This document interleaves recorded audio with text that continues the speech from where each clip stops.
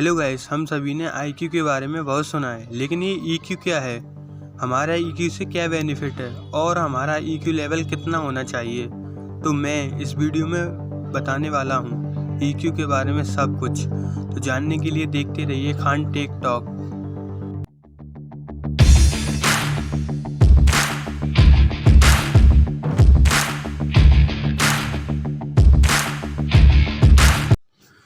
हम सभी ने आईक्यू टेस्ट कभी ना कभी ज़रूर कराया होगा। जिसका आईक्यू ज़्यादा होता है उस व्यक्ति को तेज़ दिमाग यानी शार्प माइंड वाला बोला जाता है, लेकिन सक्सेस के मामले में ऐसा नहीं है। और यही है इंटेलिजेंस ऑफ इमोशन। इसमें किसी का भी आईक्यू ज़्यादा हो या कम मैटर नहीं करता। अब जानते हैं कि ये ईक्यू क्या होता है। ईक्यू यानी इमोशनल क्वोटिएंट। दूसरे लफ्ज़ों में कहें तो यह इमोशनल इंटेलिजेंस है। ईक्यू का मतलब है कि इमोशन को पहचानने की एबिलिटी यानी क्षमता, और बिहेवियर यानी व्यवहार, एटीट्यूड यानी दृष्टिकोण पर पड़ने वाला प्रभाव।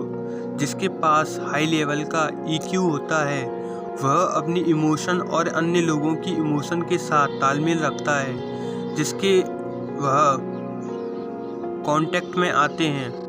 आई होप आप ईक्यू को समझ गए होंगे। चलो मैं आपको एक एग्जांपल देता हूँ। आपने अपनी लाइफ में कभी ना कभी किसी ऐसे व्यक्ति को देखा होगा जो दुखी हो, सैड हो, या फिर वो आपका फ्रेंड भी हो सकता है। जब कोई हमारा फ्रेंड दुखी होता है तो हम भी उसे देखकर इमोशनल हो जाते हैं, क्योंकि उस समय हमारा ईक्यू लेवल ज़्यादा हो जाता है। इससे हमें पता चलता है कि हमारा ईक्यू लेवल कितना है। यानी जिस टाइम हमारा फ्रेंड सैड था उस वक्त हम भी इमोशनल थे। और अगर ऐसा नहीं तो आपका ईक्यू लेवल कम है। अब आप सोच रहे होंगे कि अपना ईक्यू लेवल कैसे बढ़ाएं, तो चलिए जानते हैं। यहाँ पर मैं आपको ईक्यू के मेन कंपोनेंट्स बता रहा हूँ। सेल्फ अवेयरनेस एंड कंट्रोल, आत्म जागरूकता और नियंत्रण। इस टैलेंट में दो अलग अलग स्किल शामिल हैं। सेल्फ अवेयरनेस, एक व्यक्ति के सेल्फ इमोशन और एक्यूरेट नॉलेज की ज़रूरत है। यह सिचुएशन के प्रति एक व्यक्ति की इमोशनल रिएक्शन को समझने और उसे प्रोटेक्ट करने की रिक्वायरमेंट करता है। सेल्फ अवेयरनेस के लक्षण व्यवहार और इमोशंस सहित स्वयं के विभिन्न पहलुओं से अवगत होना शामिल है। यह एक साइकोलॉजिस्ट स्टेट है जिसमें स्वयं ध्यान केंद्रित हो जाता है। एम्पैथी एंड सोशल एम्पैथी, सहानुभूति और सामाजिक सहानुभूति। एम्पैथी को समझने के लिए एबिलिटी का होना ज़रूरी है, क्योंकि अन्य दूसरे लोग सिचुएशन को कैसे देखते हैं। इस परसेप्शन में यह जानना ज़रूरी है कि दूसरे लोगों को किसी की पर्सनल सिचुएशन के बारे में कैसा महसूस होता है। एम्पैथी के लिए दूसरों के एटीट्यूड और वैल्यू को आप किस तरीके से देखते हैं। चलो मैं आपको एक एग्जांपल देकर बताता हूँ।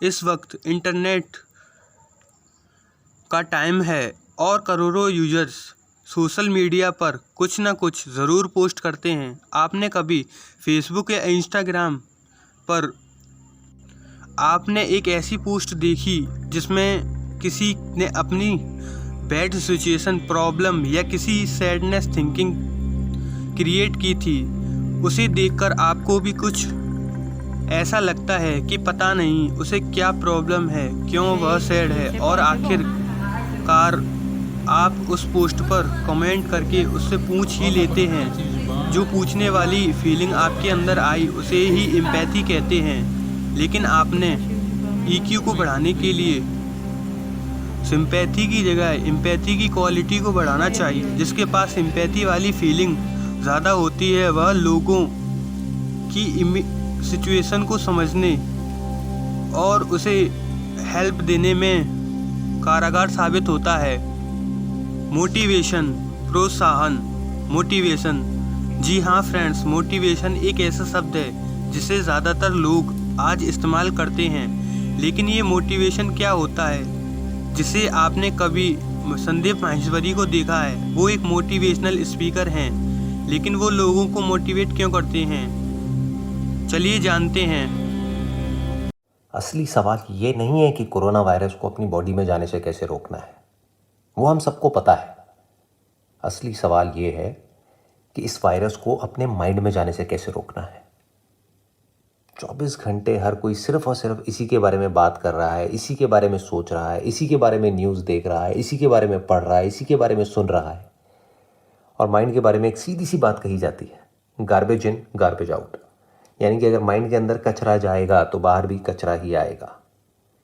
तो क्यों अपने माइंड को हमने इस वायरस से भर दिया है? As far as body is concern हमारे पास में कोई चॉइस नहीं है, क्योंकि अभी इसकी कोई वैक्सीन नहीं बनी है। लेकिन माइंड के केस में हमारे पास में चॉइस है। तो क्यों ना माइंड के अंदर कुछ ऐसी इंफॉर्मेशन डाली जाए जो आपके माइंड को एक नई डायरेक्शन दे। कुछ बुक्स पढ़ी जा सकती हैं, कुछ वीडियोस देखी जा सकती हैं, बहुत कुछ किया जा सकता है। अब चॉइस पूरी तरह से आपके हाथ में है कि अब आप आने वाले 21 दिन तक क्या करोगे। क्या सिर्फ और सिर्फ इस वायरस के बारे में ही सोचते रहोगे? क्या उससे कुछ होने वाला है? क्या उससे सिचुएशन बदलने वाली है? अगर जवाब है हाँ तो कोई बात नहीं, सोचते रहो। अगर जवाब है ना तो कुछ ऐसा सोचते हैं जिससे कि हमारी लाइफ को एक बेटर डायरेक्शन मिले, जिससे एक्चुअल में हमारी लाइफ में कोई मीनिंगफुल चेंज आए। यानी कि इंटरनेट पे आपके मोबाइल फ़ोन में ऐसी बहुत सारी इंफॉर्मेशन है जो कि क्रिएटिव है, प्रोडक्टिव है, कंस्ट्रक्टिव है, जो एक्चुअल में आपकी लाइफ को एक नई डायरेक्शन दे सकती है। तो अब चॉइस आपके हाथ में है कि आप क्या करोगे। मोटिवेशन शब्द मोटिव शब्द से बना है। व्यक्तियों के भीतर की आवश्यकताएं जैसे नीड्स, डिज़ायर, विल्स यानी इच्छाएं, चाहत को डेवलप करता है। यह लक्ष्यों को पूरा करने के लिए लोगों को कार्यों के लिए मोटिवेट करने की प्रोसेस है, जिससे लोगों के व्यवहार को डेवलप करने वाली साइकोलॉजिकल फैक्टर शामिल हैं, जैसे desire for money, success, recognisation, job satisfaction, team work आदि। आप बहुत सारे तरीक़ों से मोटिवेट होते हैं। जैसे आपको एक अच्छा टीचर बनना है, इसके प्रति आप मोटिवेट होते हैं, या आपको एक बॉस बनना है, इसके प्रति आप मोटिवेट होते हैं, या आपको बिजनेसमैन बनना है तो इसके प्रति आप मोटिवेट होते हैं। सेल्फ रेगुलेशन और कंट्रोलिंग। सेल्फ रेगुलेशन एक तरीके से सेल्फ कंट्रोलिंग है, मतलब आप कितनी अच्छी तरीके से कमिटमेंट की रेस्पेक्ट करते हैं, दूसरों की ज़रूरत में मदद करते हैं। इसमें किसी के व्यवहार, भावनाओं और विचारों पर कंट्रोल रखना शामिल है, क्योंकि वे इमोशनली इंटेलिजेंट होते हैं। तो फ्रेंड्स, सेल्फ रेगुलेशन का एक एग्जांपल देखते हैं। जब आप रोड पर जाते हैं तो सामने से एक गाड़ी वाला ओवरटेक करता हुआ चला जाता है, तब हम सोचते हैं कि अपने आप को बड़ा हीरो समझ रहा है और हमें गुस्सा आ जाता है। इससे पता चलता है कि हमारे अंदर कितनी सेल्फ कंट्रोलिंग थी। लेकिन वहीं हम यह सोचते हैं कि उसने गाड़ी ओवरटेक की, शायद इमरजेंसी हो या कोई बड़ी प्रॉब्लम, और हम अपने ऊपर कंट्रोल कर लेते हैं। इससे पता चलता है कि हम कितने सेल्फ कंट्रोल थे। Thanks for watching. मिलते हैं अगली वीडियो में, तब तक खान टिकटॉक की तरफ से गुड बाय।